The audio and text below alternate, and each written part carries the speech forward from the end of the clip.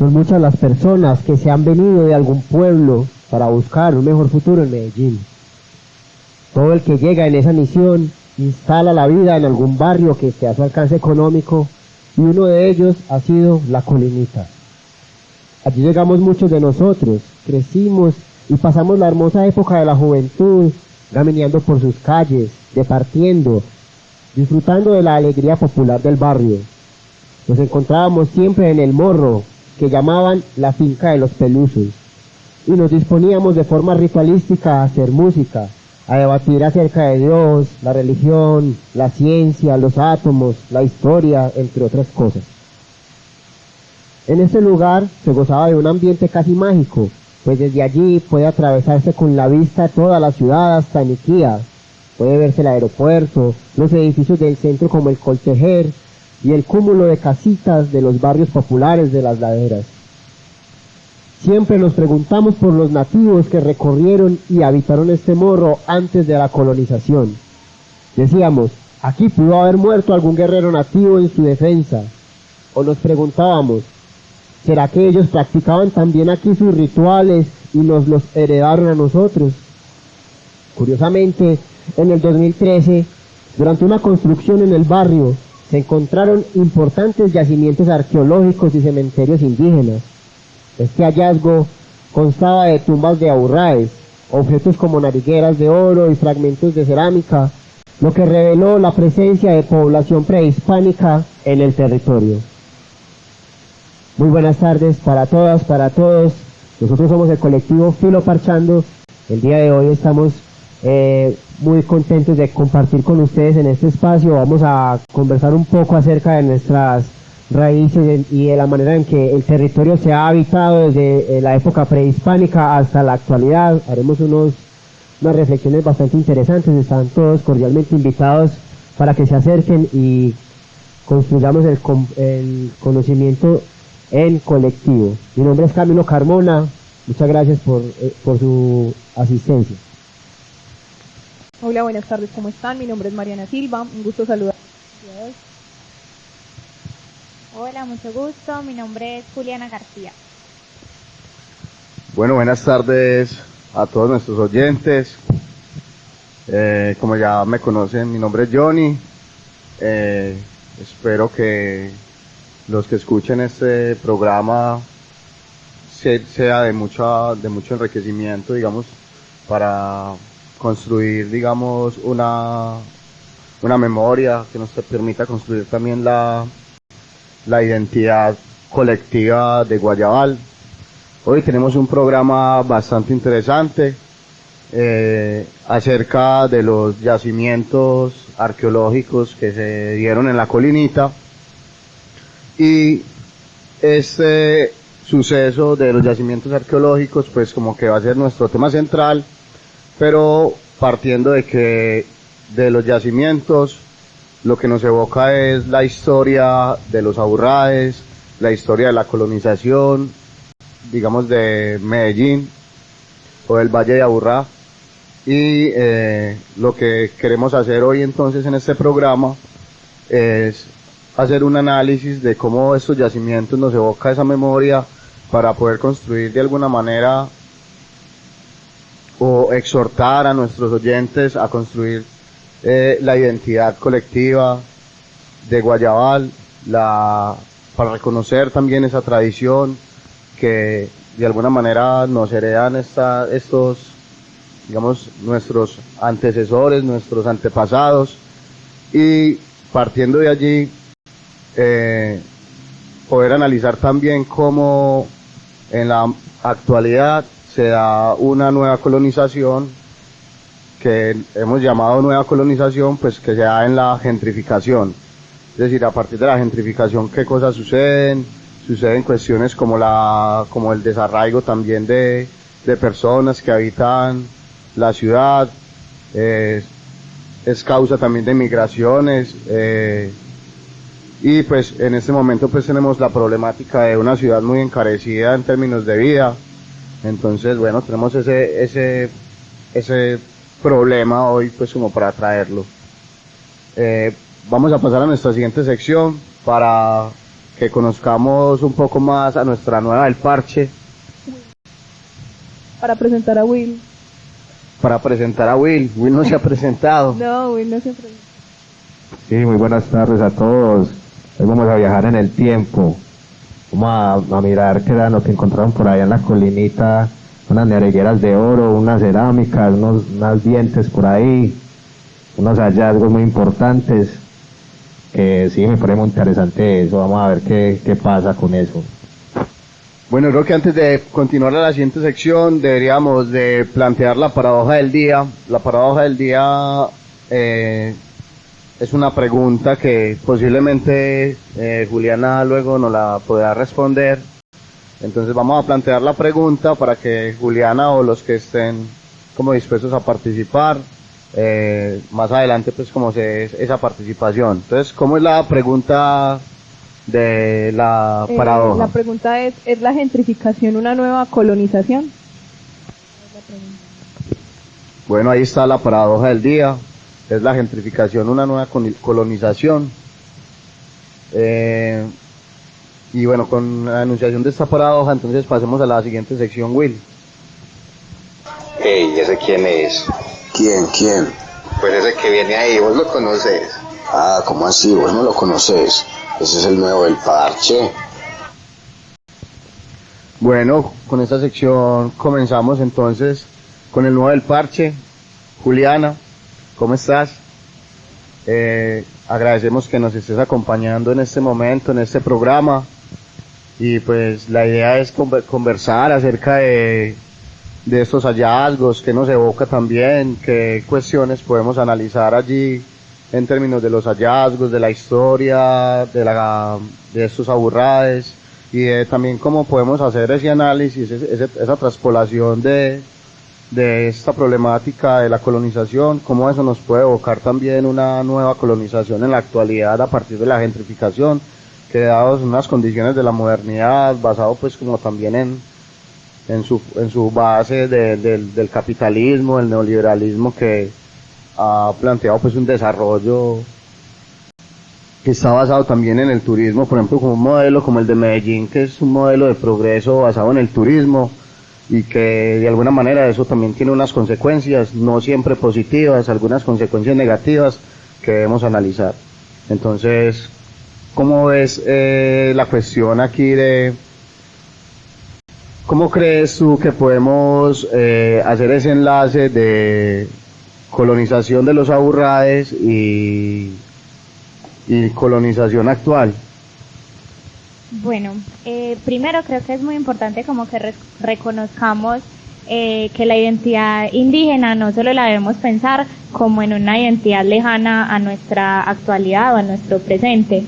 También parte de pensar lo indígena solo como una historia que está sesgada hace mucho tiempo, que son los hallazgos, o el indígena que solo vive en la selva y en su armonía como con la naturaleza, también es una paradoja que nos impide reconocer lo indígena en nuestra propia cotidianidad. También reconocernos como indígenas, como personas mestizas, como personas también que están construyendo su cultura y su propio patrimonio, hace que como que cambiemos ese paradigma de que la colonización solo fue cuando llegaron los españoles a arrebatarle ciertas cosas a los indígenas, o a que ya pues como el asunto de si fue de una manera violenta, de cuáles fueron las implicaciones no solo materiales sino también ideológicas, pues esa es otra discusión.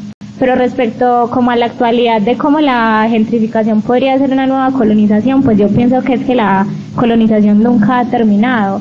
Estamos no solo económicamente sino culturalmente bajo un pensamiento que pone el norte como el futuro, como el progreso, como el lugar al que tenemos que dirigir nuestras intenciones académicas, nuestras intenciones de construcción de territorio, de pensamiento social, incluso nuestras propias construcciones personales.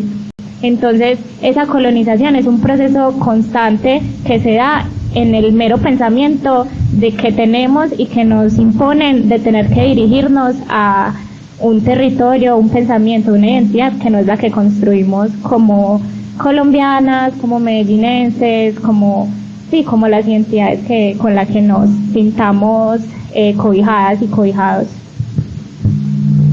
Sí, de alguna manera es interesante lo que planteas, porque claro, la colonización es algo que no ha parado y que hasta el momento pues como que sigue avanzando, y eso ha generado pues digamos que unos daños también, no solamente materiales como dices tú, pero también culturales.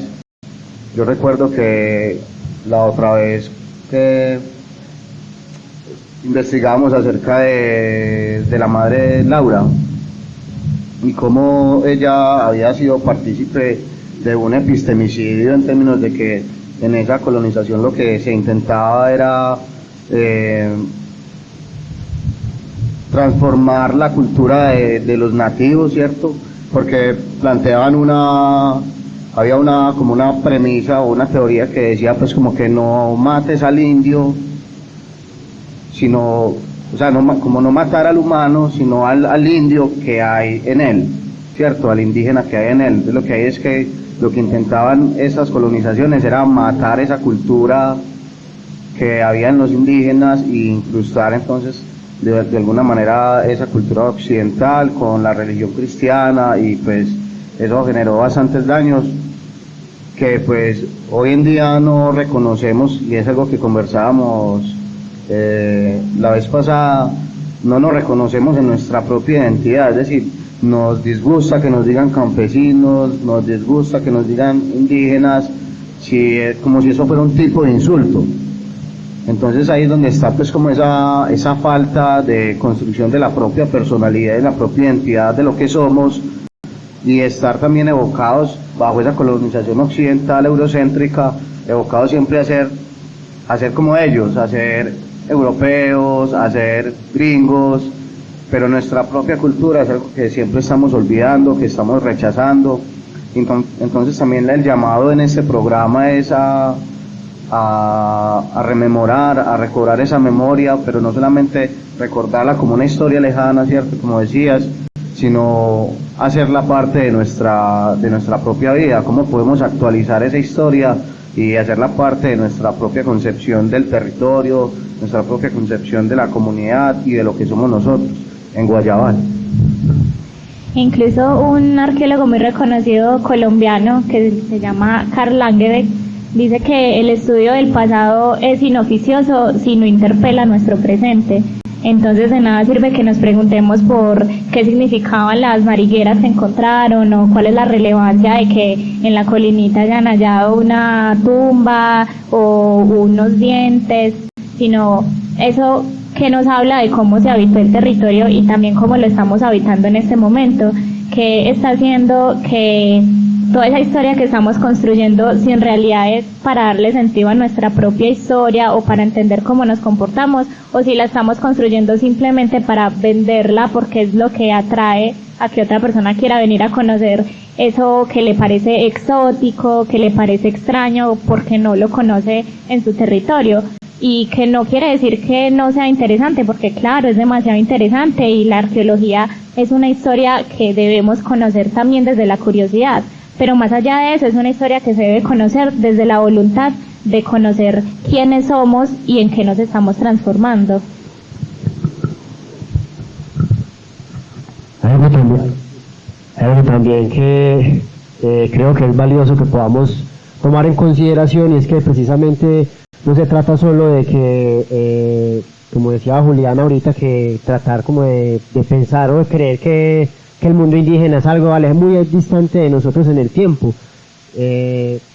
sino que también es el hecho de que de alguna manera las dinámicas en que se empezó a habitar el territorio después de la época de la colonia hasta nuestros días, que incluso Juliana lo dice muy bien, que la colonia no ha terminado, y es el hecho de que los territorios se han ido transformando no en función de la manera en que estas personas habitaron primero el territorio, sino que hay que hacerlo con la mira puesta siempre como en ese horizonte que nos imponen desde afuera, de que es que las ciudades se deben construir así, así, así, que debemos vivir así de tal manera, y entonces los territorios, por ejemplo, como en la colinita, se empezaron a construir, digamos, viviendas sin tener en consideración que tal vez culturalmente estos lugares altos de las ciudades, los cerros tutelares, han sido, pues o fueron para estas culturas lugares de ritual, de ceremonia, de como de contacto entre lo terrenal y lo celestial, que sería como lo divino para ellos. Entonces tenían como esa carga significativa también, y en la manera en que el avance urbanístico va sepultando, ni siquiera pensando si vamos a construir debajo ¿será que aquí debajo hay ruinas, hay tumbas, hay algún hallazgo? No, simplemente levanten ladrillos y hágale. Entonces no fijarse también que con la manera en que se avanza el desarrollo de la construcción de la ciudad, en la forma en que habitamos las ciudades, también estamos sepultando, sin saberlo, nuestra propia historia. Hay algo importante y es el tema de la muerte, y es que le tememos a la muerte, pero no nos damos cuenta que morimos todo el tiempo.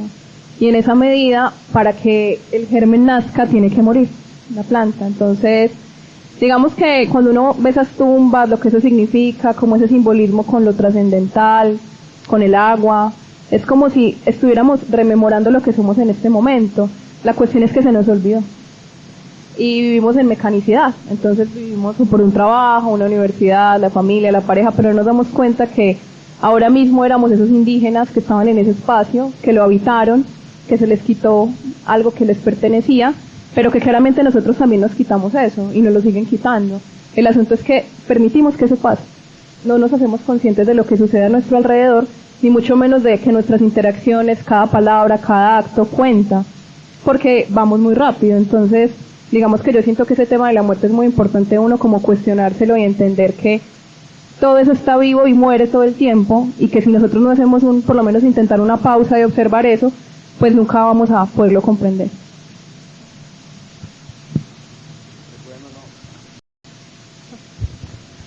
Pues bueno, no, yo creo que de alguna manera hay algo que tenemos que rescatar también, y es el hecho de que se hayan encontrado, digamos que podemos partir de ahí en términos de análisis, porque hay algo muy interesante que yo veía, por ejemplo, en el documental de Desenfoque, y era como esto, primero como me parecía muy interesante cómo impactó la comunidad, porque mucha gente de la comunidad comenzó a decir, no, entonces de pronto debajo de mi casa también hay oro, y mucha gente empezó pues como a tratar de hacer los huecos en su casa y acabar. Pero entonces hay allí, digamos que yo me ponía a pensar lo que decías, Cristian, y es que sepultamos esa historia precisamente porque nuestro afán no es recuperar la historia. En esa acción o en ese deseo de buscar el oro debajo de la casa, lo que uno ve es un deseo más bien de enriquecerse, que obedece más bien a esa velocidad del progreso, a estar siempre buscando el progreso, el desarrollo, y a enfocarnos siempre como dentro del mundo capitalista,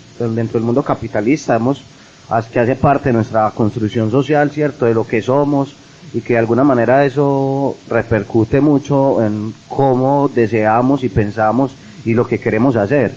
Entonces, como que uno puede ver que en la comunidad, en ese primer momento, no hubo como ese impacto de que, la historia, sino más bien como, la huaca, ¿cierto? Entonces, ahí uno puede mirar cómo es que esa subjetividad o esa forma de pensar de la comunidad o de nosotros, ¿cierto?, a la hora de pensar que estamos inscritos dentro de un sistema económico, lo que nos hace pensar es siempre en ello, y la historia no es interesante, no es importante, precisamente por lo que plantea el progreso, que el progreso siempre está mirando hacia el futuro y no le importa ya el pasado, ¿cierto? Como que el tiempo pasado es un tiempo olvidado que se guarda o se echa en la mochila y no se vuelve a mirar, ¿cierto? Y eso es una característica de ese progreso, que lo que no genera es una conciencia histórica. Si no hay conciencia histórica, entonces también digamos que es muy difícil que nosotros podamos construir una identidad que recoja lo que verdaderamente somos, y más bien evocarnos siempre a eso que queremos ser, que está en el futuro, en el mañana, que ni siquiera uno podría decir que es utopía, ¿cierto? No es un lugar, digamos, distanciado en el tiempo, donde se está pensando en una sociedad mejor, sino más bien una sociedad como esta, ya establecida, que se presenta como destino y que se presenta como algo inmodificable, pero que avanzamos en esta forma y en esa estructura de sociedad, en este orden de cosas, avanzamos ciegamente hacia el futuro, pero no para transformar nada. Para transformar el mundo sí, quizá en términos técnicos, en términos de que hay nuevas tecnologías, pero eso no nos construye de alguna manera esa memoria. Y es ahí donde uno dice, bueno, ¿qué es lo que hay que hacer entonces? ¿De qué se trata la cuestión cuando pensamos en la memoria y pensamos, por ejemplo, en un hallazgo como esto de hallazgos arqueológicos? ¿Cuál sería esa forma de poder conectar con la comunidad y decir, mire, es que esto hace parte de su historia y de la historia que usted habita, del territorio que usted habita, porque desde allí pueden surgir colectivos, investigaciones, cuestiones que permitan ingresar eso a la vida cotidiana, ingresar esos hallazgos a la vida cotidiana y mantenerlo allí como parte de nosotros.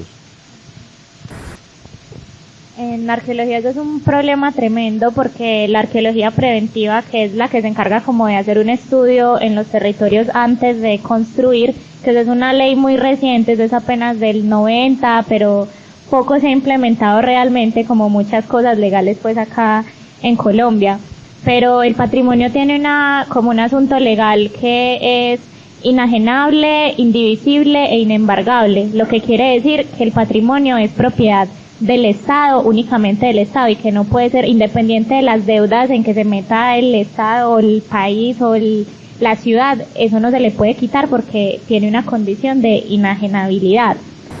Sin embargo, pues si usted se encuentra una huaca en su casa con una vasija llena de oro, usted no va a pensar en entregársela al Estado, ¿cierto? La voluntad principal de la gente es guardársela o ir a ver entonces en cuánto le empeñan esa vasija llena de oro que se encontró, o cuánto vale esta olla, o cómo la pongo en la sala que se vea bien bonita. Entonces también es un asunto como de un desprendimiento de la importancia que tiene conocer la historia.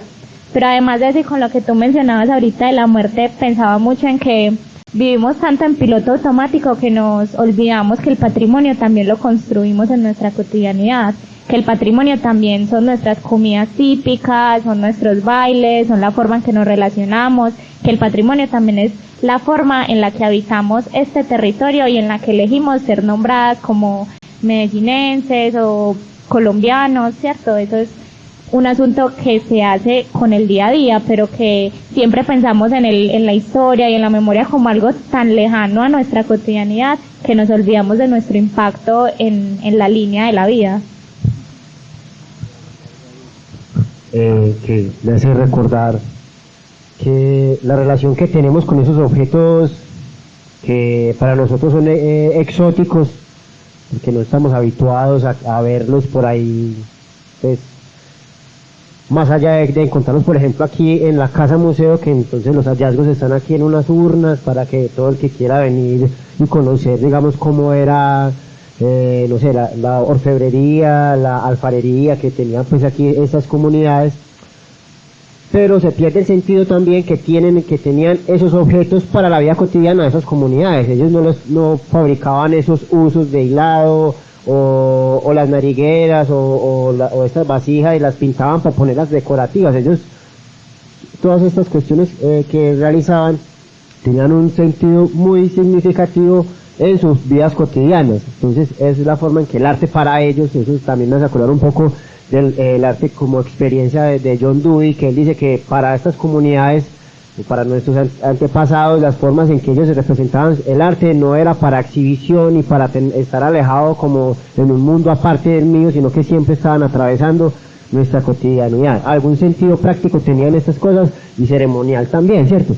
Y como entonces ya hemos tomado una distancia tan abismal con esas tradiciones, bien sea porque nos hemos sido como, no sé, nos ha sido cortado ese hilo que nos conectaba con ellas, bien sea por la cultura que se nos impuso y todo esto, y la manera en que nombramos también las cosas y que nos relacionamos con ellas, hace también que se pierda ese sentido originario, y entonces hoy en día no pensamos en, encontré no sé, en el patio de mi casa me encontré una vasija y no, pues yo voy a buscar en el mercado negro, yo la vendo y me hago una luca con eso, o la organizo y la pongo en mi casa para que decore. Y no es el sentido, o sea, el deber ser sería que pudiéramos tener esa conexión con nuestra historia, con nuestro pasado, que pudiéramos decir, hey, esto es valioso para todos, no valioso para mí, entonces me voy a lucrar de ello, porque entonces yo fui muy de buenas, se me apareció la Virgen y me puta y goleé, no, porque también está el otro asunto que, por ejemplo, me hace pensar en lo que pasó con ese hallazgo del galeón que está yo no sé en dónde carajos, que entonces se lo está peleando todo el mundo, que España, que entonces, si el barco era de España, que ellos bien pues bajen y se lleven sus tablas, el oro era de nosotros, que el oro quede acá. Es muy interesante eso, Cristian, que dices, porque ¿cómo vamos a resignificar algo que nos vemos tan ajeno a eso? Si ni siquiera resignificamos nuestro propio cuerpo o habitarlo en plena conciencia, es decir, estar en el aquí y en el ahora, en este instante, porque este instante es eterno. Por ejemplo, cuando uno ve una foto cuando uno era un recién nacido, eso es un archivo arqueológico, o sea, con simplemente ir a eso, o la mediecita de cuando uno tenía 2 años. Si uno no tiene una relación por lo menos de evocar esa eternidad que hay ahí, pues ¿cómo uno podría entonces evocar las figuras que hay en este museo? Es muy difícil, porque no hay una sensibilidad ni una apertura a que eso se pueda dar. Entonces, básicamente el mero hecho de yo comerme una mazamorra con mi familia y yo decir, bueno, esta mazamorra, ¿qué me sabe esto? ¿Esto qué implica para mí? Entonces, yo siento que lo que tiene que ver es con que hay una desconexión completa de nosotros mismos, y como eso es tan grande, es imposible que se logre una conexión con lo externo. Y con nosotros mismos en esta comunidad, en Guayabal, en Colombia, Medellín, se hace cada vez más difícil, porque ustedes ven que el medio se relaciona cada vez más con los estímulos rápidos, entonces cada vez estamos más distraídos, cada vez nos cuesta más poner atención, cada vez nos cuesta más entender qué es lo que nos está pasando en la mente y en las emociones. Y eso hace, yo creo, que sea todavía más difícil entonces que algo permanezca, porque todo se va muy rápido. Ustedes ven que ya uno ve un video de TikTok de 30 segundos y ya se aburrió y que quiere pasar otro y quiere pasar otro. Entonces eso no es ajeno a que obviamente este tipo de cosas como que a uno le parezcan que no tengan mucha importancia. Pues no, yo quería, pues igual, en cuanto a lo que dice Mariana, yo creo que también tiene mucho que ver pues es con la estructura de la industria cultural, ¿cierto? Hoy en día obedecemos precisamente a esa aceleración del tiempo, porque estamos siempre inmiscuidos en la necesidad de la producción. El tiempo hoy en día es algo que, pues precisamente el dicho de que el tiempo es oro, es precisamente evidenciando que estamos siempre evocados a que el tiempo lo necesitamos pero para producir, ¿cierto? Los relojes, los medios de transporte masivos, lo que se busca con los medios de transporte, cuestiones como el metro de la 80, por ejemplo, que lo que se busca es entonces que la dinámica económica fluya mejor, y eso es lo que nos mantiene siempre inmiscuidos, es decir, no nos podemos salir de esa experiencia de un tiempo acelerado en una sociedad en la cual lo único importante es la producción económica. Ahora bien, la pelea sería entonces por recobrar, por ejemplo, ese tipo de experiencias, ese tipo de experiencia del tiempo, de que tú dices, por ejemplo, cada momento es eterno, cada momento tiene su eternidad, quizá en la memoria, en la existencia, pero ¿cómo podemos vivir experimentar esa eternidad en una sociedad en la cual siempre estamos evocados a la producción, a que tenemos que conseguir, que tenemos que progresar, y eso no nos permite tener una experiencia más pausada de lo que somos, de lo que se vive en la comunidad, de lo que se vive en el entorno? Solamente el hecho de poder reflexionar acerca de las cosas que nos rodean en un mundo como este, pensar ya es un acto de rebeldía, es un acto de resistencia, ponerse a pensar acerca de lo que pasa alrededor de nosotros, porque estamos siempre evocados a la ligereza, que tenemos que cumplir una agenda, que tenemos que llegar a una hora en específico, que luego de ahí hay que ir a trabajar, que luego de ahí hay que ir a hacer la comida, que después hay que dormir para poder madrugar otra vez a trabajar, y esa vida se va en un automatismo muy bravo que no nos permite de alguna manera entonces disfrutar esa experiencia. Y en ese sentido, pues yo creo que importante sería pues recuperar una experiencia más pausada una experiencia en la cual podamos disfrutar incluso el viento, el canto del pajarito, la nube, el árbol, el paisaje, porque siempre estamos mirando a lo que vamos a hacer. Es más, es decir, o miramos el suelo o miramos para el frente, nunca miramos. Hay gente que no mira para el cielo, que no mira lo que sucede a su alrededor, porque está siempre pensando en lo que tiene que hacer, o si no en el problema que tiene, porque estamos en una sociedad llena de problemas y que nos genera muchos problemas a nosotros mismos, interiores, psicológicos, como también de necesidades, de satisfacción de esas necesidades. Entonces es difícil, pero la tarea y la apuesta sería poder recuperar esa experiencia más pausada, que es muy difícil en una modernidad, como dice Mariana, que nos mantiene distraídos, que es muy difícil encontrarse aburrido, pero el tipo de aburrición que te despierta los sentidos, como que esa aburrición hace que vos sintas la brisa, que el tiempo se te vaya lento, pero es muy difícil pensar, ¿cierto? Pero es muy difícil que esa aburrición en una sociedad como esta se dé para poder disfrutar las cosas que nos rodean, sino que qué aburrición, es porque no tengo nada que hacer, porque no tengo dinero para ir a hacer una actividad en la calle, lo que sea, porque hoy en día todo es consumo. Si sales a consumir. Es decir, no hay forma de tener unas actividades en la ciudad de las cuales tú te vayas, no sé, en una actitud de planeador, a caminar por la ciudad tranquilamente, por cualquier lugar, sin tener un rumbo fijo, solamente experimentando y sin tener que pensar en que, bueno, me tengo que tomar el fresco, me tomo la gaseosa, me tomo la cerveza. Entonces siempre es como esa unión entre hacer una actividad y consumir algo, ¿cierto? Consumir lo que sea en esta sociedad, pues, de consumo. Bueno, y no, por ese lado quería pues como anotar eso, que es importante la experiencia. Y por el otro quería contarles una anécdota, porque Juliana nos contaba acerca de que hay gente que lo que hace es perderse con la guaca, y precisamente en la Colinita yo estuve indagando pues con gente de la Colinita acerca del tema de las guacas, de los encuentros y los hallazgos, y un compañero de trabajo me contaba que ahí en la Colinita hay una urbanización que se llama Quintas del Rodeo,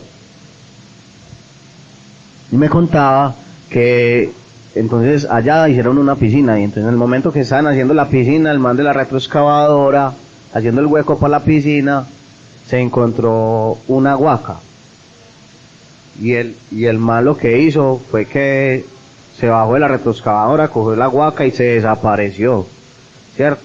Entonces ahí está, puede que haya encontrado mucho oro, porque pues igual yo veía en el documental que el fuerte tampoco es que se encuentre demasiado oro, sino también que se encuentran es las vasijas, las narigueras, porque esos son, digamos, lo que hay son cementerios, ¿cierto? Lo que hay son cementerios.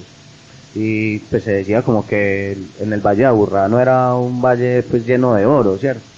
Entonces las minas están por otro lado, pero digamos que esa anécdota es curiosa de que esa persona se haya desaparecido, y que no es el único, que hay muchas otras personas, digamos, que también han hecho lo mismo, no solamente en la Colinita, sino también en otras partes de la ciudad. Ahora bien, a mí me parece importante que indaguemos en esa cuestión histórica, de cómo se da eso de la llegada de los españoles, porque hay algo que hay que apuntar o anotar bien, y es que qué significaba, digamos, la Colinita para los aburrades. Uno dice, bueno, los aburrades no habitaban, según las investigaciones que hemos hecho, los aburrades no habitaban en la cima de la Colinita. Los aburrades habitaban como en las partes bajas, todo lo que es Belén, todo lo que es más. Encontré que la iglesia de Belén Rincón se llama San Bartolomé, como lo que habíamos escrito en el periódico acerca de la fundación de San Bartolomé. O sea, en Belén se habitaba, en Calatrava parte baja se habitaba, en Guayabal se habitaba, y eso de subir a a los cerros era una cuestión de rituales también, de la recolección de sus propios alimentos, pero es importante mirar cómo, o sea, curioso más que todo, el que representaba la montaña para estas culturas, ¿cierto? Como que era una cuestión sagrada, lo que vos decías, como esa conexión con lo alto, digamos de lo alto con lo celestial, buscando como estar más junto a eso celestial, y es interesante entonces mirar qué papel jugaba esos cerros, o por lo menos en esta particularidad de la Colinita, qué papel jugaba el cerro de la Colinita para esta comunidad de los Aurrás que habitaban, digamos, más que todo esta parte del territorio, porque también se dice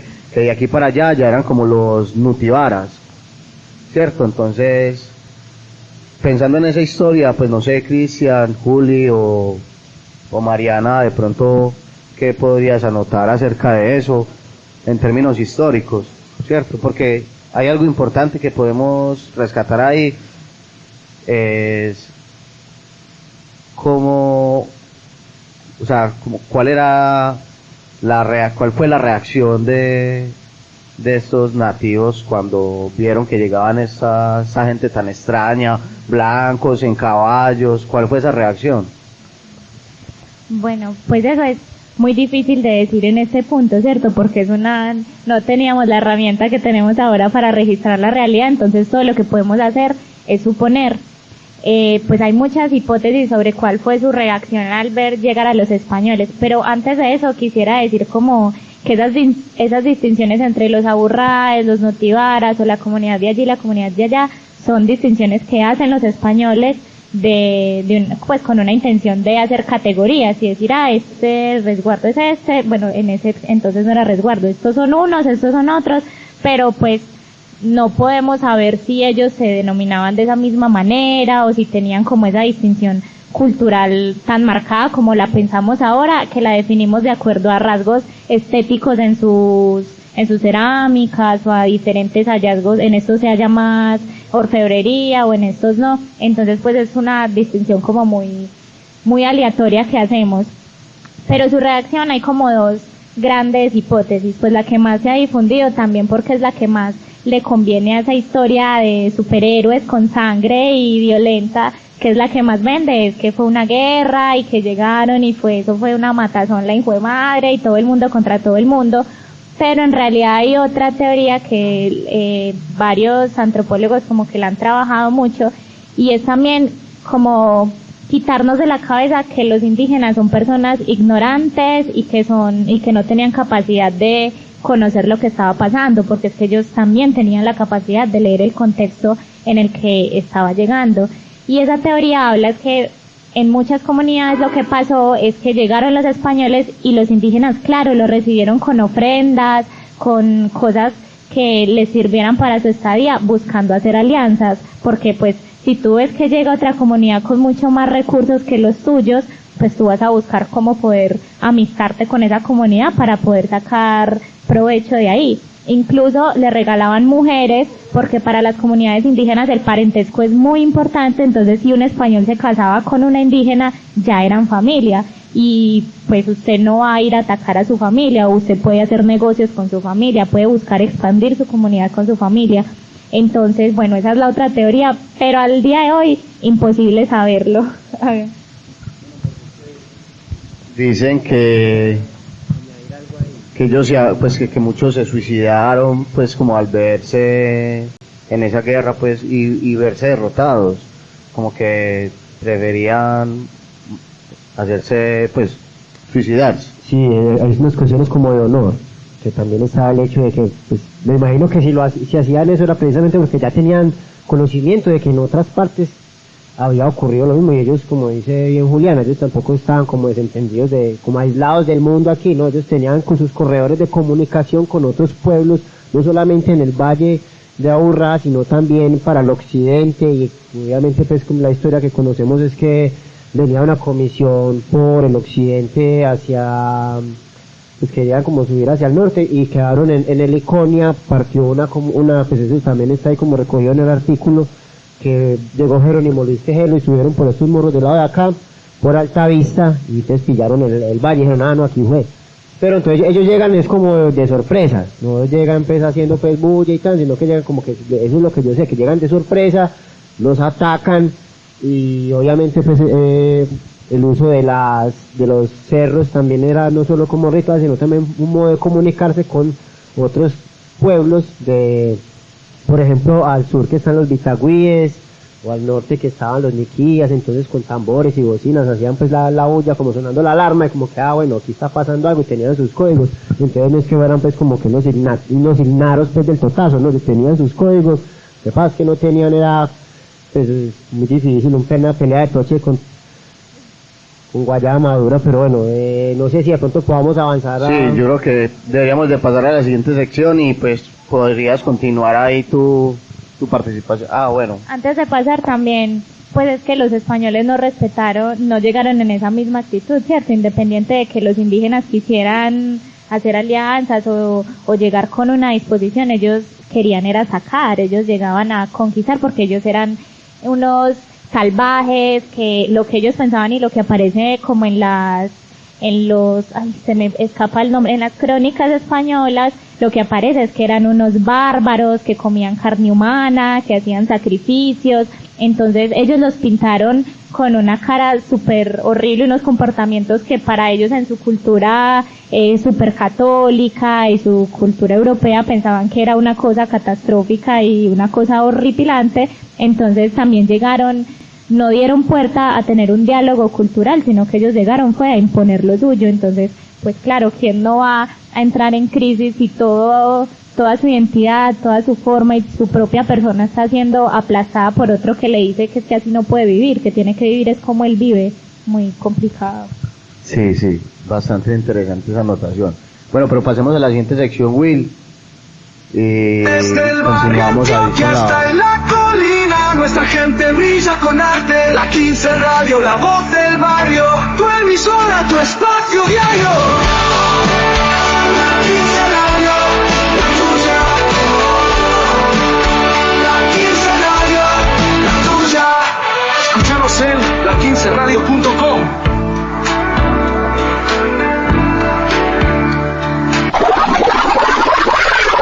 ¿Sabías que la gente sigue diciendo que tú y yo estamos locos? Ay, hombre, ¿mera vuelta o qué? Mera cuestión. A mí no me deja de gustar esa cortinilla. Bueno, yo creo que hay algo que de lo que está diciendo Juliana podemos partir para la mera cuestión, y es lo que decías, como que llegaron unos imponiendo una forma de vida y diciéndoles a los nativos o a los que habitaban ya esta tierra como, no pueden vivir así, o esto, lo que ustedes hacen no es cierto. Y hay una cuestión de cómo hay una imposición de una forma de vida, que es la colonización que hoy en día vemos y la que seguimos hablando como que sigue actualizada. Y es que nos han impuesto de alguna manera esa forma de vida occidental desde el eurocentrismo, y como de alguna manera estos fueron vistos como que toda su forma de vida y su cosmovisión y su cosmogonía no era una civilización, no era cultura, fueron vistos como no humanos, y por ende entonces tenían que ser, digamos, introducidos a lo que ellos consideraban pues que debía ser la vida, ¿cierto? Y ahí pues partiendo también de un factor importante que es como la religión, la imposición de un Dios a los que vivían acá, que ya tenían otras formas de vivir su espiritualidad. Entonces podemos partir de ahí, de que hay una imposición de una forma de vida, digamos, y este territorio comienza a obedecer a unas lógicas que no eran las lógicas en las cuales ellos vivían, ¿cierto? A obedecer a unas formas que no eran las de ellos. Y ahí digamos que esa es la característica que nosotros encontramos para analizar esa misma cuestión en la actualidad, porque en la gentrificación vemos, por ejemplo, que la ciudad se construye, pero obedeciendo no a los habitantes, porque si obedeciera a los habitantes, pues no existiera tantos desarraigos y destierros, y solamente por la construcción de la urbanidad, que esa construcción de la urbanidad está obedeciendo más bien a los intereses de mostrar la ciudad para el extranjero, la ciudad para el turista, la cara bonita de la ciudad, pero hay un montón de cosas que no, digamos, que son ocultadas y que es problemáticas de la ciudad, que no sea solamente, que no están en este sector, sino, digamos, en las laderas, de viabilidad, de construcción, incluso de acueducto, partes de la ciudad y barrios de la ciudad en las laderas que no tienen agua en pleno siglo XXI, y todavía llegan y dicen que a Medellín no le hace falta nada, ¿cierto?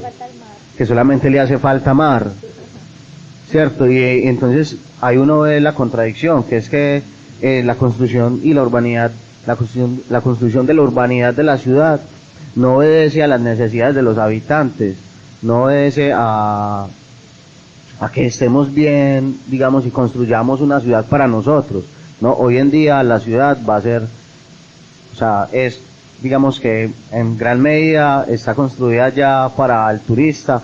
Hay cuadras enteras de Airbnb, ¿se llama? Airbnb. Hay cuadras enteras de Airbnb, hay edificaciones y proyectos de Airbnb, que los gringos se vienen para acá a hacer sus proyectos y a construir sus casas y compran lotes y hacen sus edificios para atraer a más gringos a vivir acá. Eso es una problemática que se ha acelerado, y además de eso, que es posible que preguntémonos en Medellín en 10 años quién va a vivir en Medellín, si nosotros podemos seguir viviendo en Medellín si no logramos una capacidad económica que nos permite una estabilidad en Medellín, porque según cómo van las cosas, o sea, Medellín nos va a escupir para afuera, y acá se va a venir a vivir gente que tenga la capacidad económica para vivir acá. Entonces es una, digamos que a mí me preocupa, no puedo decir, me genera cierto susto, que yo no estoy diciendo que es una predicción, que es una premonición, pero si uno analiza las condiciones actuales, puede decir, no, si no hacemos algo, en muy poco tiempo, acá no vamos a poder seguir viviendo. Es algo que me preocupa, y no sé pues qué piensan ustedes acerca de eso, como para comenzar esa traspolación desde lo que fue esa colonización como una imposición de una forma de vida, digamos, de una destrucción de las formas de vida ya existentes, como hoy en día todavía se sigue viendo esto y se ve de una manera tan intensa. Pues a mí me gustaría relacionar eso con lo que ahorita estaban mencionando, con la posibilidad de admirar la existencia. Es muy difícil mirar el cielo y oír los pajaritos cuando tienes hambre, cuando no tienes servicios básicos, cuando no puedes suplir tu salud, tu educación. Y lo que está sucediendo en este momento en la ciudad es que la ciudad está siendo un territorio pensado no para las personas que habitan y que la construyen, sino para las personas que quieren que lleguen. Entonces, a la ciudad en este momento no está priorizando esas personas que están sin agua, esas personas que están sin salud, o esas personas que son incluso la base del funcionamiento mínimo de esta ciudad. Es que sin este montón de gente que somos la clase obrera y que somos quienes mantenemos la ciudad, no funcionaría para quienes quieren que vengan y para quienes queremos venderla. Entonces también es una búsqueda ligada desde el capital y desde la necesidad de vender una ciudad súper linda, y claro, pues vos tienes un sueldo y te vas a una ciudad donde con la mitad de tu sueldo vives en el mejor barrio, puedes suplir todas tus necesidades, tienes un clima perfecto durante todo el año, puedes salir a hacer lo que sea, sin mencionar otras problemáticas sociales que son una vuelta súper densa, como la prostitución, como el acceso a las drogas. Entonces, claro, eso a los europeos, a los gringos, eso les vuela la cabeza y les parece un destino súper importante, pero nuestras políticas y nuestros entes gubernamentales no se están preocupando por las implicaciones que tiene eso en quienes habitamos este territorio, sino en cómo hacer la ciudad más apta para que ellos puedan venir y gastar su platica, e invertir en la ciudad para su gusto y para su necesidad, porque claro, ellos no vienen a pagarle una pieza a la señora que vive en el barrio popular, ellos vienen a pagarle un Airbnb a un mismo gringo o a un supercapitalista que tiene 10 edificios llenos de apartamentos y que claro, pues cómo no va a buscar que vengan los gringos si le pagan más, si le gustan más, pero no es desde nuestro propio pensamiento. Es muy común encontrar en la gente del popular, en la gente del común, que vean la llegada del turismo como un beneficio. Y pues claro, no hay que negar que la migración, que moverse de un lugar a otro es un instinto natural humano y que tampoco podemos como tildar eso como un pecado capital, que nadie pueda ir de un lugar a otro. Pero también en qué condiciones lo hacen y cómo como Estado y como nación aseguramos que la ciudad sea construida en realidad para quienes la construimos y no para quienes vienen. Bueno, yo siento que es muy importante mirar que para que eso ocurra, digamos que hay una dinámica de Estado que no está funcionando, pero también la forma en cómo nos relacionamos con el espacio, porque uno lo hace, uno legitima eso desde, digamos, siempre usar el tipo de ropa que usan esas personas. Entonces yo me he visto así porque me gusta, me quiero parecer. Entonces, si ustedes ven, ya los edificios y las discotecas y todo, pues están apelando a esas mismas dinámicas de que son muy grandes. Por ejemplo, la 70, la 80, todo ya es muy grande, pero no porque sea útil que sea grande, sino porque se ve más. Entonces, eso tiene que ver con que la forma en cómo nos estamos relacionando con nosotros mismos afecta la forma en cómo ya todas las personas que nos queremos parecer. Todos queremos tener el mismo tipo de ropa, vernos de tal manera, estar en tal universidad, ser de tal o tal estrato. Entonces, eso hace que claramente la parte con los extranjeros pues haya un elogio a que estén aquí, ¿cierto? Como bueno, si estas personas están aquí, pues entonces, pero claramente así ya se fue.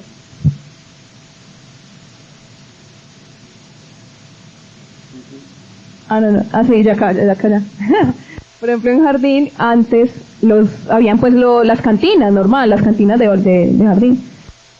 Son bares, café, donde ofrecen vino y tinto, ya no es tinto cualquiera, sino capuchino, americano, espresso. Entonces eso que dice, que obviamente los habitantes de Jardín pues también quieren eso.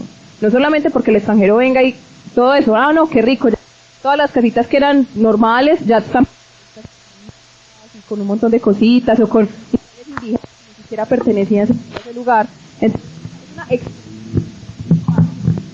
exótico, lo volvemos llamativo, entonces ya nos gusta ser indígenas, pero ¿es para qué? Para que vengan los extranjeros y digan, ay, bonitos todos de colorcito. Entonces, más o menos así. Algo también que me parece que es importante que tengamos a cuento, y era algo que hablábamos en la reunión, era que precisamente cuando la ciudad se va transformando, se va construyendo sobre las ruinas de su historia, de los antiguos habitantes del territorio, no solamente se da una forma en que se sepulta la historia de manera material, sino que también culturalmente también se va sepultando esa historia, y el arraigo, que era también el hecho de lo que hablaba ahorita Johnny, también la importancia de entonces cuál es la identidad que tenemos nosotros como habitantes del territorio, si es que nos queremos parecer a los que queremos atraer que vengan, entonces parecernos cada vez más a ellos para que ellos se sientan más cercanos, o ya llevarlo a un caso todavía más extrapolado, y es querer retomar esas raíces indígenas, pero para atraerlos todavía mucho más por el parecer exóticos. Entonces ya no es nada, pues no es extraño que cuestiones como por ejemplo la medicina ancestral de la ayahuasca y todo esto sea también otra forma de productividad, porque entonces bueno, eso atrae al turista que le gusta pues darse sus viajes raros. Entonces ya no me gustan las drogas tradicionales, no, que yo voy a probar algo más exótico, más de la tierra y sentirme más hermano de la Pachamama y no sé qué, pero entonces eso se utiliza pues con todo el respeto, pero eso se utiliza de manera comercial. O sea, entonces eso también es una forma de faltarle el respeto a nuestras propias tradiciones. Sí, hay algo que sucede, digamos, que dentro de la industria cultural, y es que incluso tradiciones que podría servirnos a nosotros para resistir, lo que se hace es que se convierten en productos mercantiles, ya como la ayahuasca, como las figuras en la ropa, las figuras indígenas en la ropa.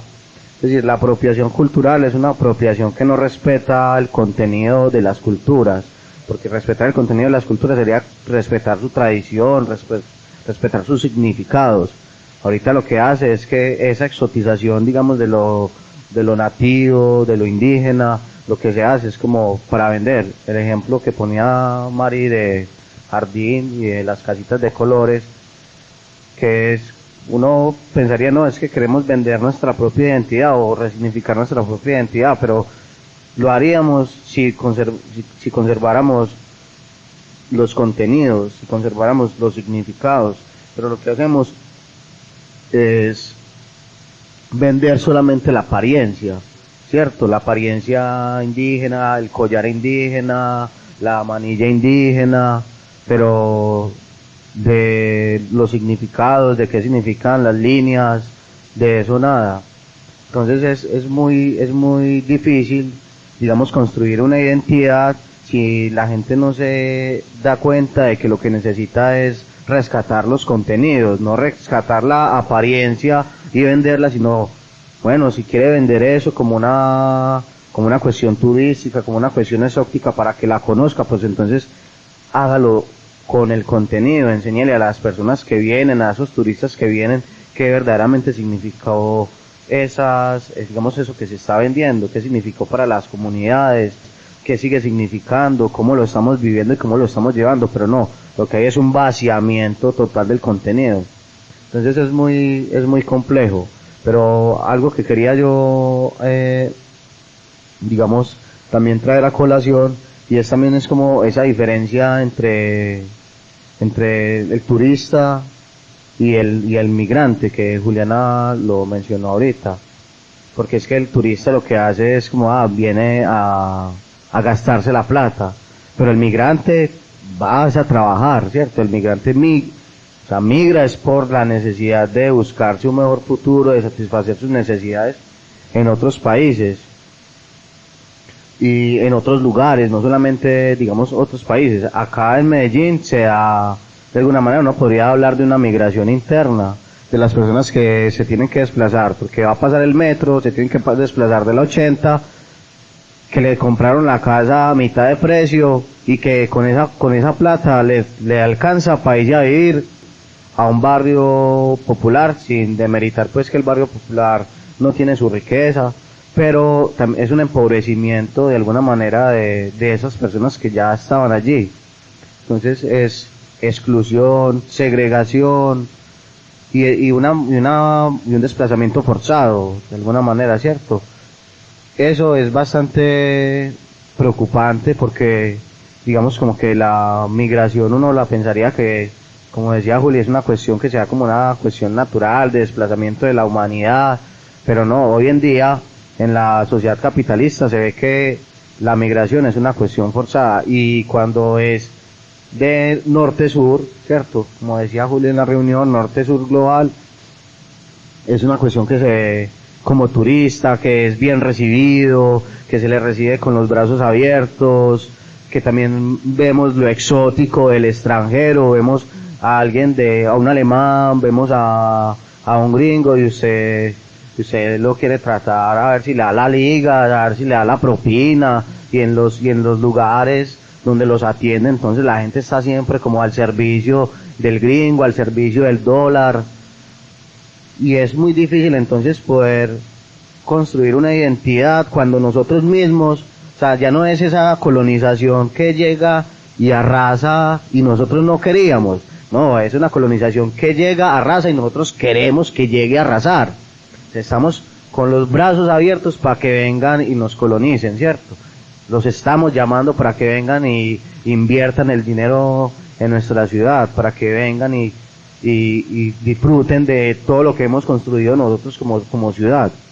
Entonces es muy complejo pensarse, digamos, una resistencia a eso, porque hoy en día se ve se ve tan avanzado que es nuestra propia psiquis, nuestra propia disposición, digamos, espiritual o mental, la que está siempre evocada a, venga, sí, venga el gringo, venga que acá le servimos muy bien.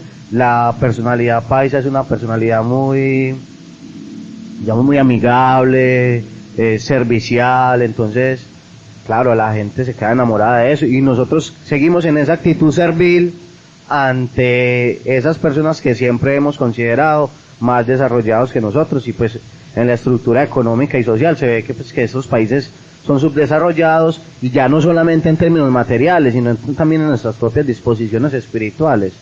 Es que es muy, o sea, es muy crítico. Sí, pues yo creo que, en mi opinión personal, también es necesario ver el mundo en el que estamos, ¿cierto? Un mundo globalizado, un mundo que tiende a la expansión, que tiende siempre a como a la conexión de lugares que antes nos era súper imposible pensar que pudieran estar conectados, y pues reconocer que también la dinámica del turismo y de la migración es natural, pero la pregunta que nos tenemos que hacer es en qué condiciones, porque cuando somos nosotras quienes hacemos parte del sur, migramos, tenemos que llegar a los otros territorios a vivir en condiciones precarias, a ser víctimas de racismo, de xenofobia, pero cuando llegan esas personas acá, sí se les recibe, como vos decías, ¿cierto?, con los brazos abiertos, dándole las mejores condiciones, y en eso pienso en que no hay algo que exista como una cultura fija, ¿cierto? La cultura es algo que se construye cotidianamente, lo que hacemos todos los días es la cultura que estamos haciendo para nuestros días y para los días futuros. Lo que nos debemos pensar ahora, en mi opinión, es qué cultura estamos construyendo y para quién, y por qué entonces cuando hay un evento de extranjeros le encanta a la alcaldía y a la gobernación o a los entes estatales poner un stand de personas indígenas con sus ajuares y con sus collares y con sus cosas así, súper importante lo indígena, pero no le importa ver comunidades indígenas empobrecidas, mamás con sus bebés en brazos pidiendo en el centro, sin calidad de vida, sin condiciones básicas de supervivencia. Entonces que entendamos que sí, claro, va a seguir pasando el turismo, van a seguir llegando las personas y nosotras mismas vamos a seguir yendo a otros lugares porque también estamos en la voluntad de hacerlo, pero también cuál es la prioridad de la ciudad en este momento, esas personas que vienen o quienes habitamos y construimos esta ciudad. Hagamos algo, vamos a pasar a la siguiente sección porque digamos que el tiempo es limitado, digamos este tema nos da para hablar de muchas cosas, pero bueno, pasemos a la siguiente sección y con eso como es que damos culmen a la problemática que hemos traído en la mera cuestión, pues que podemos seguir trabajando ya con las preguntas que vamos a hacer con la participación del público. Entonces, pasemos a la pregunta del cuartico de la U, a la sección del cuartico de la U, y ahí continuamos entonces con este tema. En Guayabal suena la voz, la 15 Radio, somos todos. Con historias, arte y tradición, te contamos lo que pasa en el corazón. Ey, compa, ¿y qué pensás vos? Dilo, en el cuartico de la U. Bueno, en esa sección del cuartico de la U tenemos una pregunta interesante acerca de la construcción de la identidad colectiva. Bueno, ¿a quién le vamos a hacer la pregunta del cuartico de la U, Cristian? ¿Le hacemos la pregunta a Juliana o le hacemos la pregunta al público? Empezamos por la invitada, bueno. Sí. Juli, la pregunta del cuartico de la U es, ¿de qué manera crees que los hallazgos repercuten en la identidad colectiva? Ay, Dios mío, qué gran pregunta. Bueno, yo creo que estamos muy ligados a la materialidad, ¿cierto? Es muy importante como sociedad lo que podemos ver, lo que podemos tocar, y en cierta medida la historia la hemos construido a partir de eso, porque pues también es el único recurso que tenemos. Entonces yo creo que esos hallazgos son importantes en la construcción de la identidad, en la memoria, en el territorio, porque son el reflejo de lo que pasó en el mismo lugar que estamos pisando, porque son la evidencia material de que no somos las únicas personas que estamos incidiendo en ese lugar, sino que estamos pisando historias, identidades, ideologías, que estamos pisando la misma construcción de nuestro país.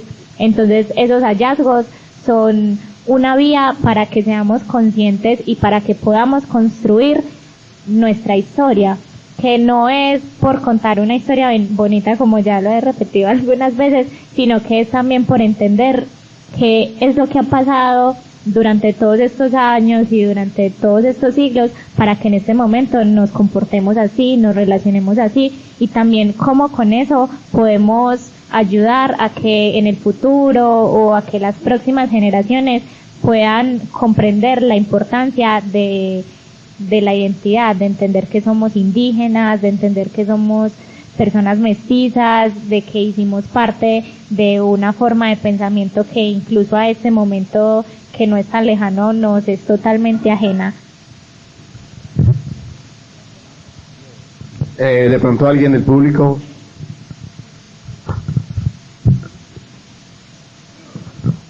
Muchas gracias. Buenas tardes. Mi nombre es Alejandro. Muchas gracias por el espacio. Me parece muy interesante la conversación que estamos teniendo. Yo pensaba respecto a la pregunta algo que me parece problemático, y es el concepto mismo de la identidad, porque me parece que con la dinámica de la colonización no solo se extrajo, sino que también se impuso una manera de ver el mundo, se impuso una manera de concebir que solo hay un Dios, de que es algo que todavía seguimos practicando. Entonces creo que la colonización también nos enseña que una mirada crítica al pasado no debe necesariamente representar como la necesidad de construir una identidad específica o decir que somos esto, porque eso también conlleva unas problemáticas. Por ejemplo, cuando hablamos del paisa como el berraco, el trabajador, pero también el ventajoso, el que está buscando su beneficio propio. Entonces creo que esa mirada a los hallazgos, al pasado, debe ser una muestra de que existieron otras maneras de habitar el mundo distintas a las que estamos viviendo hoy día, a las dinámicas de apropiación que estamos sobreviviendo en esta sociedad. Entonces la importancia de mirar al pasado también debe ser en un sentido de ver otras posibilidades, de saber de que esto que estamos viviendo no es lo único que tenemos que vivir, sino que han habido otros proyectos, otras maneras de habitar y de relacionarse con el mundo, otras religiones, una manera de no concebir solo un Dios. Entonces, que los hallazgos también sean una muestra de que esto que estamos viviendo no es lo único que tenemos que vivir. Gracias, Alejo. Sí, bastante interesante lo que anota Alejo acerca de la mirada al pasado, porque claro, yo creo que hay una clave en términos de que si pensamos una identidad, no es una identidad cerrada, ¿cierto? Es una identidad móvil, plástica, que tiene su plasticidad, que se puede transformar. Y eso de los proyectos del pasado y esas formas de vida del pasado que fueron frustradas, me parece algo muy bonito, porque es la posibilidad de, en la actualidad, eso me recuerda mucho a Benjamin, de cómo podemos actualizar el pasado, y actualizarlo es actualizar esos sueños frustrados, esos proyectos de mundo, esas formas de relacionarse con el mundo, actualizarlos para tomarlos en nuestras manos y poder llevar, digamos, como hacernos cargo de esos proyectos que fueron frustrados en la actualidad y llevarlos al hecho, ¿cierto? Es algo muy bonito porque eso abre, digamos, la historia, las posibilidades de otras formas de mundo. Pero también me hace pensar en esto de la identidad como algo que se puede, en algo que es más móvil que estático, ¿cierto? Que está siempre en constante transformación y construcción. Pero yo creo que algo importante de los hallazgos para construir digamos que para pensarse la identidad colectiva, es pensarse estos hallazgos como algo que tenemos que resignificar y que tenemos que, decir, cómo a partir de los hallazgos podemos mantener una identidad o una tradición que nos permita resistir a la colonización y a la avanzada de la colonización, que en su eje neoliberal pues y en toda esta actualidad que avanza pues a velocidades impresionantes, sin darnos cuenta de lo que se nos está imponiendo, porque cuando menos pensamos ya se ha impuesto incluso y así ha transformado el lenguaje, por ejemplo. Entonces es bastante interesante lo que comenta Alejo, por ejemplo, pensándose en cómo sin darnos cuenta ya no decimos gimnasio sino SmartFit, ya no decimos percha sino outfit, ya no, o sea, mucho de nuestro propio lenguaje, incluso el parlache. Ya no carteleamos, sino que funamos. Sí, o sea, ya hay nuevos conceptos que se han introducido y que de alguna manera entran como colonizando el lenguaje, ¿cierto? Colonizando nuestra propia forma de comunicarnos y de referirnos a las cosas.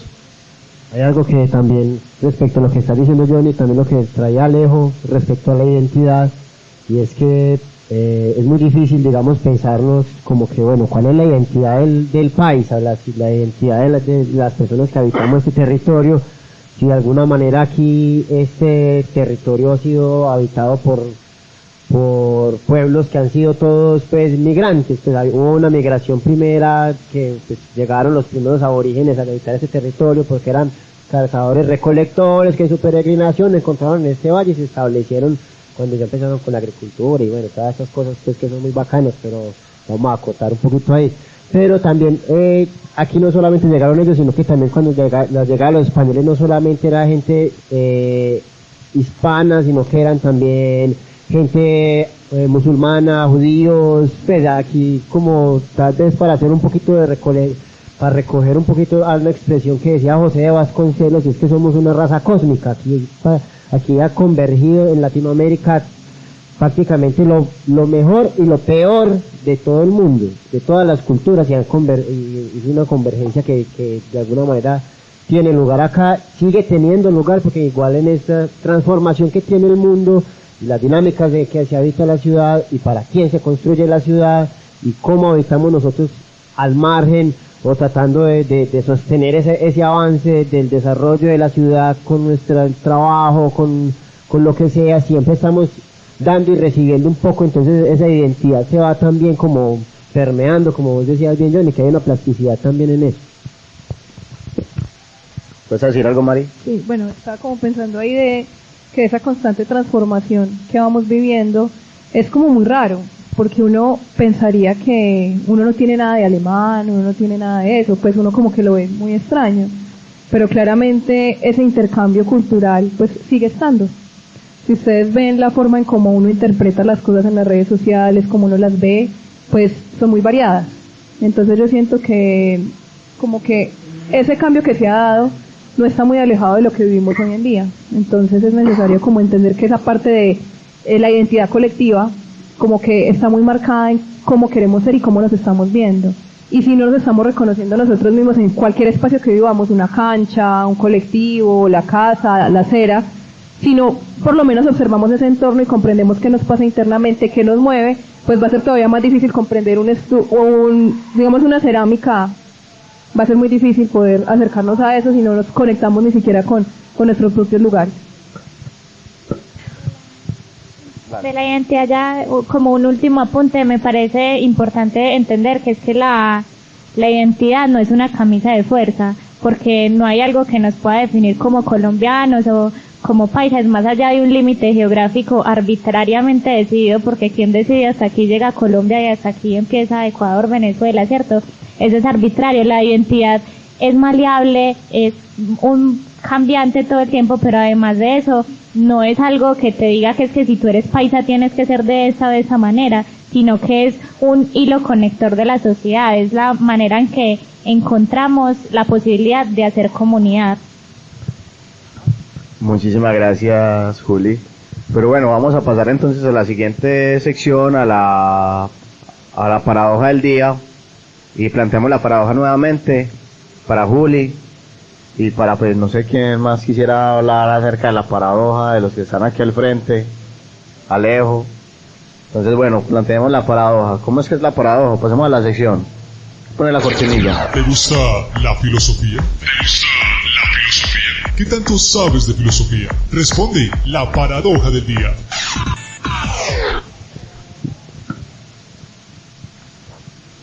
¿Cómo es la paradoja, Cristian? Bueno, la paradoja que traíamos para el día de hoy, que queremos proponerles es, ¿de qué manera? ¿Es la gentrificación una nueva colonización? De pronto ya a partir de lo que hemos conversado, si, no sé, Juli, ¿nos quieres contar algo?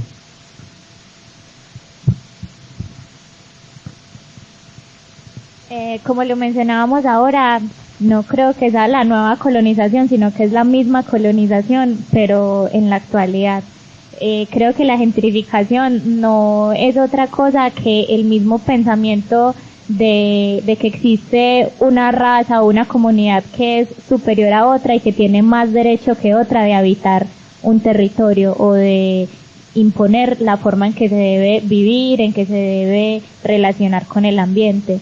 Entonces esa gentrificación como una colonización es incluso más absurda, me parece a mí en este momento, porque es algo de lo que somos conscientes y de lo que tenemos en este momento la capacidad de pensamiento para discernir que nos están pasando por encima, que nos están atacando en nuestra persona, nuestra comunidad, nuestro mismo ser comunitario, y aún así nos disponemos para que eso siga sucediendo.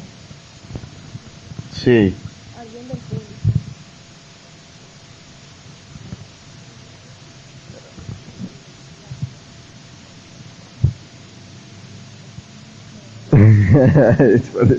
Por eso no reacciona. No sabe, no responde. No sabe, no responde. No, yo creo que Juli ha planteado muy concretamente la respuesta, y es lo que ella dice, pues como que de alguna manera ya la colonización se está dando.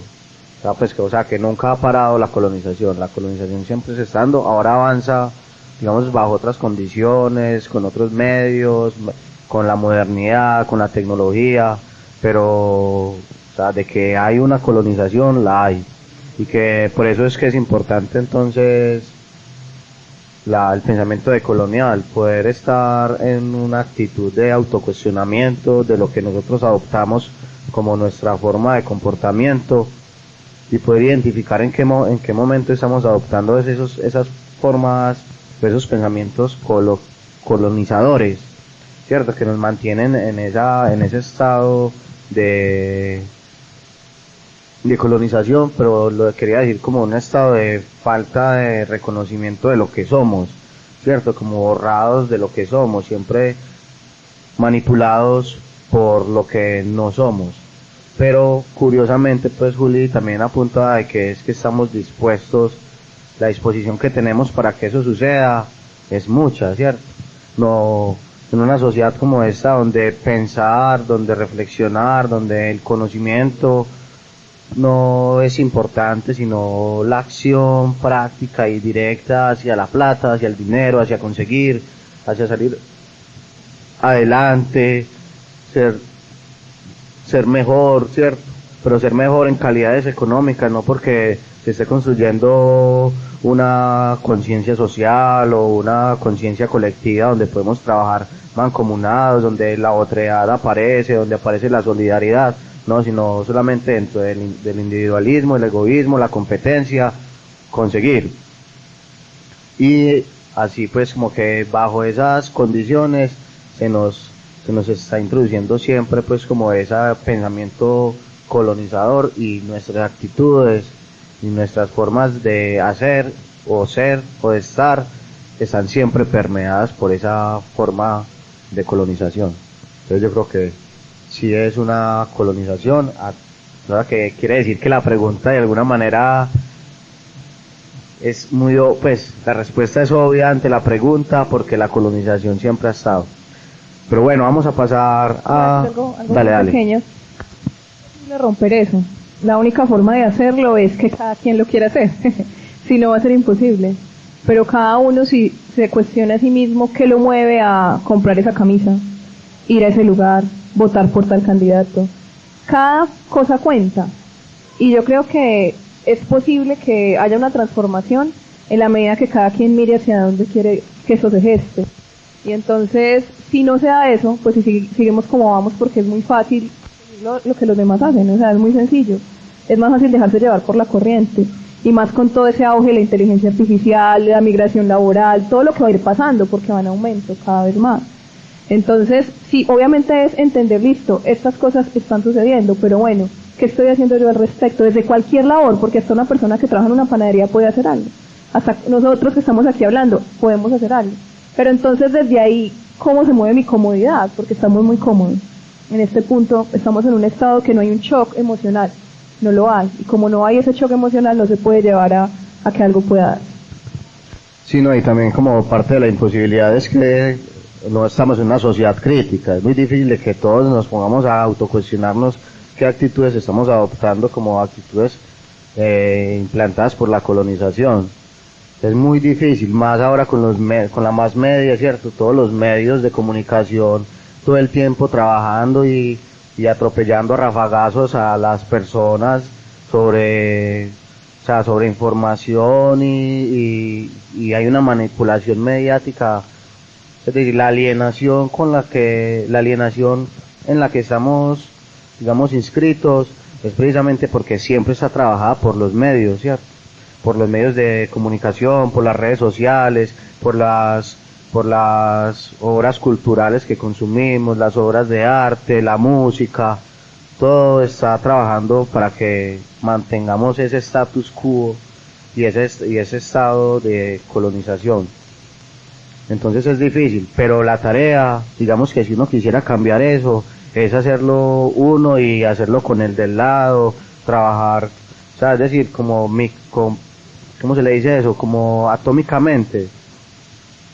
O sea, es decir, con el que tengo al lado puedo ir trabajando eso del criticismo, una conversación con una persona, poder interpelar, poder cuestionar esas actitudes que se normalizan para mí, pero también para los otros, con el vecino, porque si tú llegas y puedes hacerle ver de manera crítica a alguien esa cuestión de la colonización, digamos que puede quedarse reflexionando y se lo puede transmitir a otro. Quizá, que es muy difícil, pero la tarea, digamos, de quienes tenemos la posibilidad de pensarnos estas cosas y que hemos llegado a pensarnos, a reflexionarnos estas cosas, es poderlo comunicar a otras personas. Por eso precisamente este programa es como parte de lo que uno intenta hacer, como llevar la reflexión a la comunidad, llevar el pensamiento crítico a la comunidad. No queremos decir que somos los más críticos, pero que es necesario que pensemos críticamente, que no traguemos entero. Eso es una realidad, ¿cierto?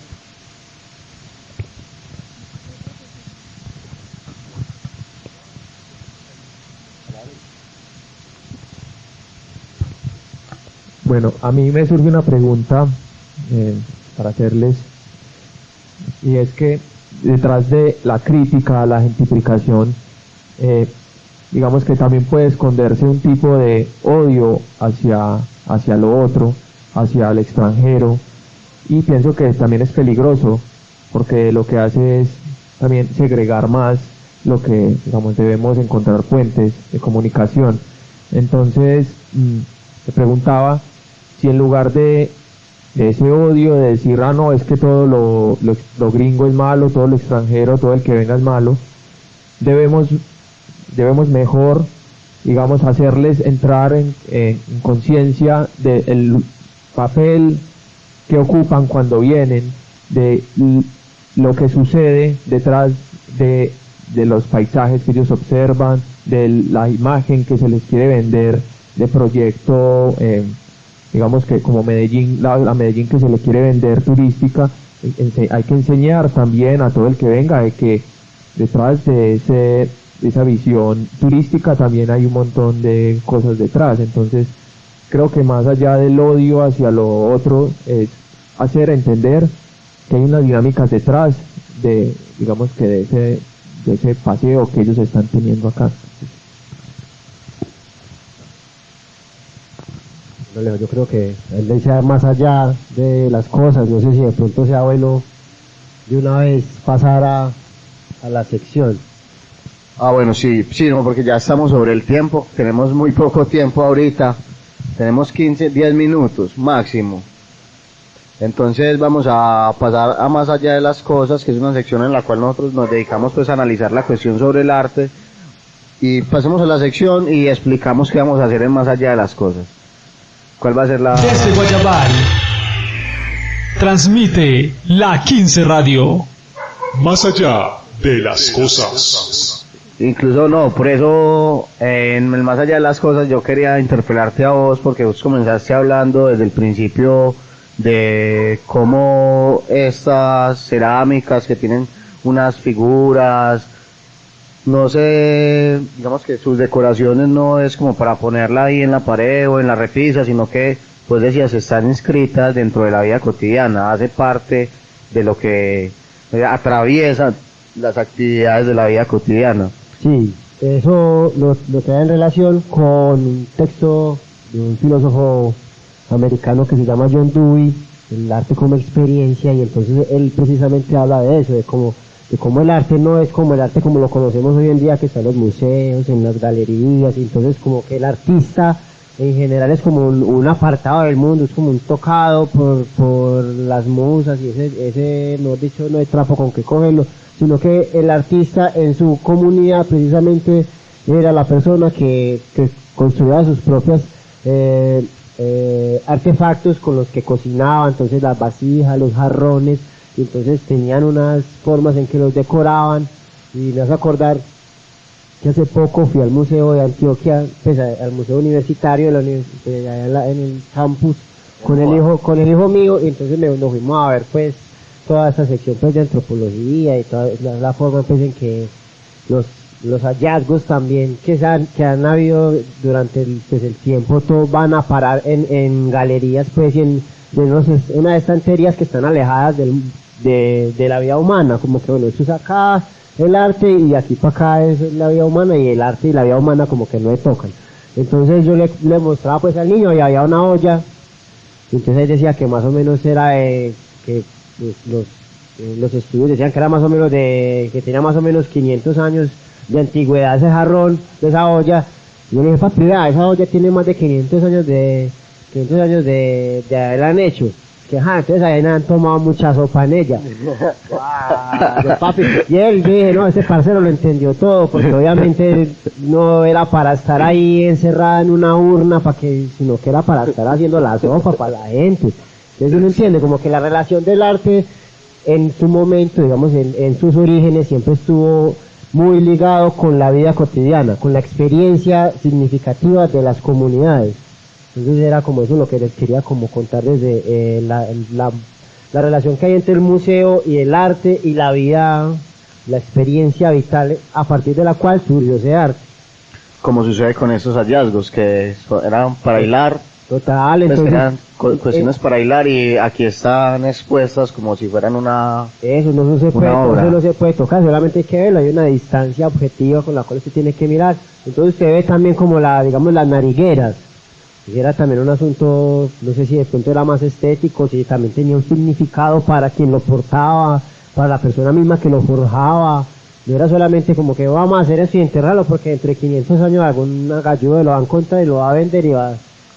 No, eso no es así, ¿ves? Como que tenían el arte como tal siempre tenía un lugar dentro de la comunidad, de la vida de las comunidades.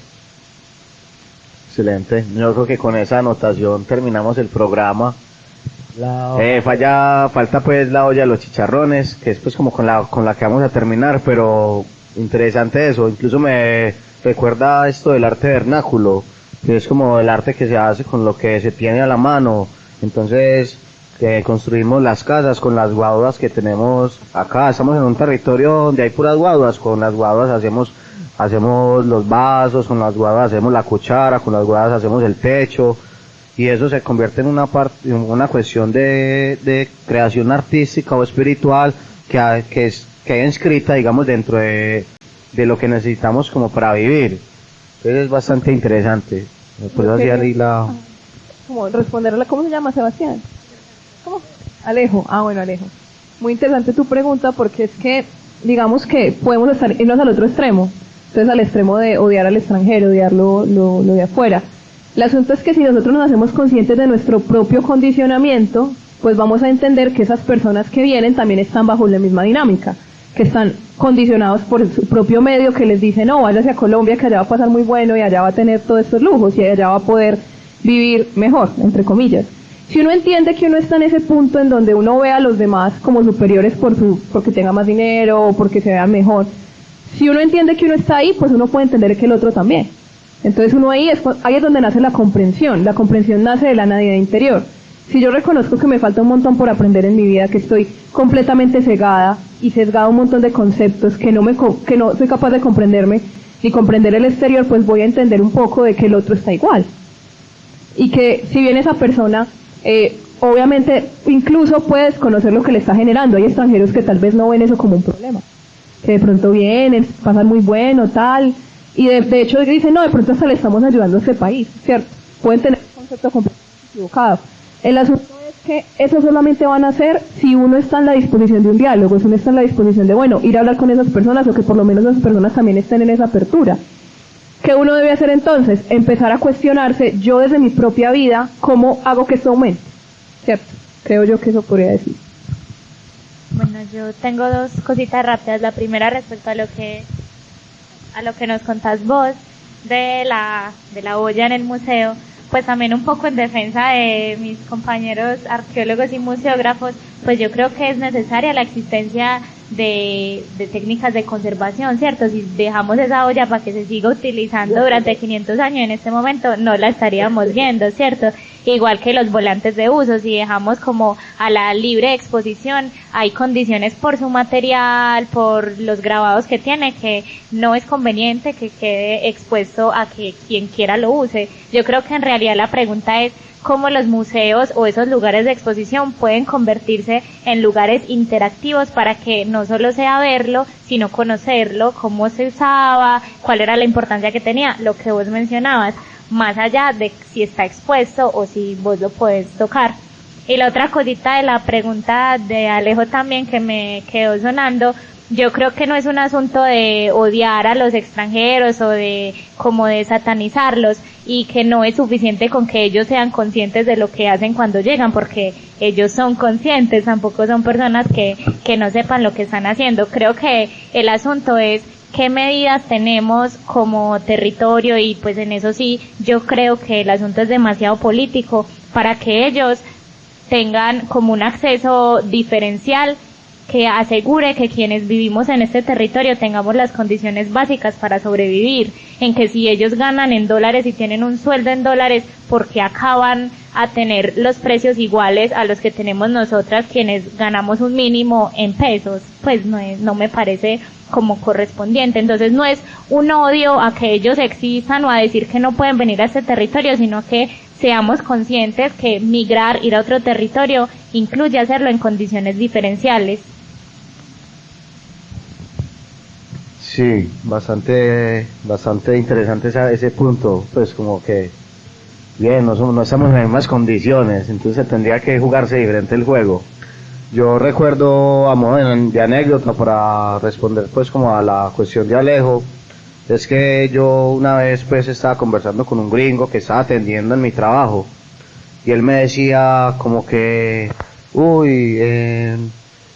allí en, ¿cómo se llama? En el Parque Lleras, muchas mujeres bonitas, y no sé cuánto. Entonces él estaba hablando como, voy a conseguir mujeres, y vengo a conseguir mujeres, y yo le decía pues como que, uy no, pero eso también tiene unas consecuencias negativas, de normalización de la prostitución y todo eso, y el man me decía, o sea, su concepción era, no, muy bien, ellas están ganando mucho dinero, y con ganar mucho dinero, parece ser que ya está normalizada o justificada la cuestión. Entonces, lo que dice Juli, pues puede ser que ellos no es que sean inconscientes de lo que hacen, sino que más bien son conscientes y lo justifican, ¿cierto? Y dicen como que no. Entonces, una cuestión digamos, del turismo es que no se está midiendo el impacto negativo que eso está teniendo y las consecuencias negativas, los daños que eso genera.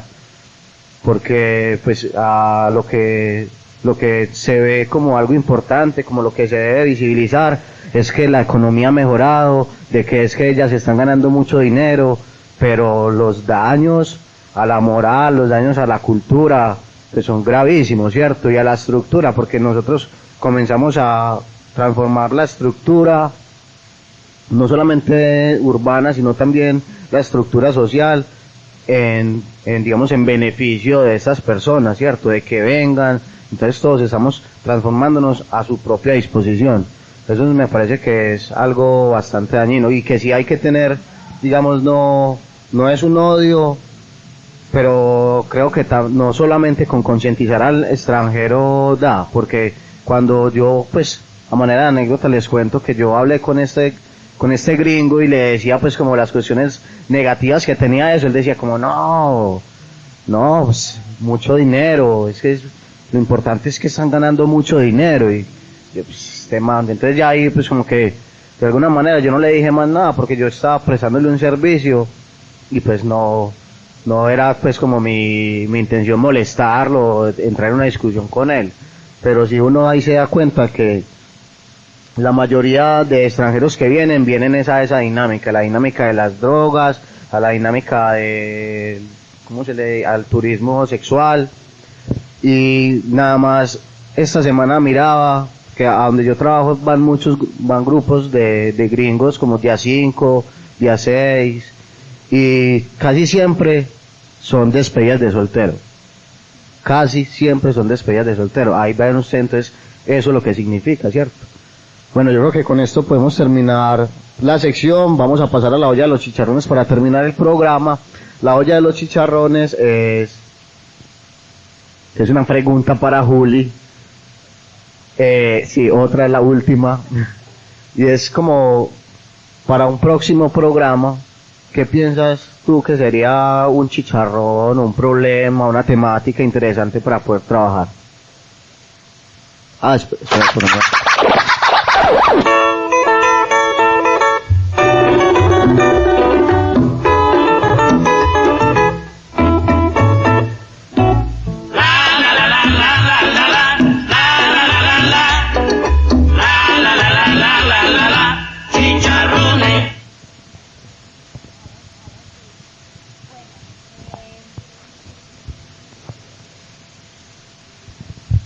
Bueno, pues yo, ya que me cogieron así fuera de base, voy a aprovechar para meter el tema que últimamente he estado trabajando, y creo que ahorita lo mencionó alguno de ustedes, no recuerdo cuál, es el tema de la espiritualidad indígena en los contextos urbanos, ¿cierto? Como el yaje, el rapé, el mambe, todas esas como manifestaciones de la medicina indígena o del conocimiento ancestral se han vuelto un mercado y han cambiado la dinámica de la espiritualidad y de la salud misma en nuestra cotidianidad. Muchísimas gracias. Un buen chicharrón muy carnudo con muchas patas. Bueno, con esta última intervención terminamos el programa. Agradecemos a Juliana por acompañarnos. Recuerden que este programa ahí vamos a hacer la anunciación, pero bueno, muchísimas gracias a Juli, muchísimas gracias pues a todos los que participaron en el programa. Un aplauso por ustedes y recuerden que este programa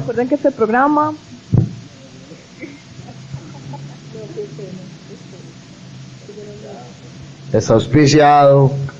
No es auspiciado, está haciendo... Es un proyecto beneficiario. Recuerden que este programa es un proyecto beneficiado con recursos del Programa de Planeación y Desarrollo Local y Presupuesto Participativo de Cultura de la Comuna 15 Guayabal.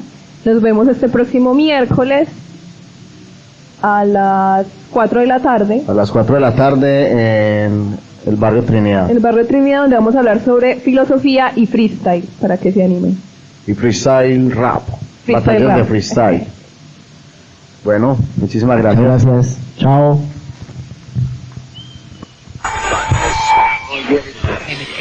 El mismo Marx exigía que los filósofos no solo interpretaran el mundo, sino que lo cambiaran. Filo Parchando, una construcción del pensamiento en colectivo. Vení y construyamos pensamiento juntos. Producto priorizado con recursos del Programa de Planeación del Desarrollo Local y Presupuesto Participativo de Cultura.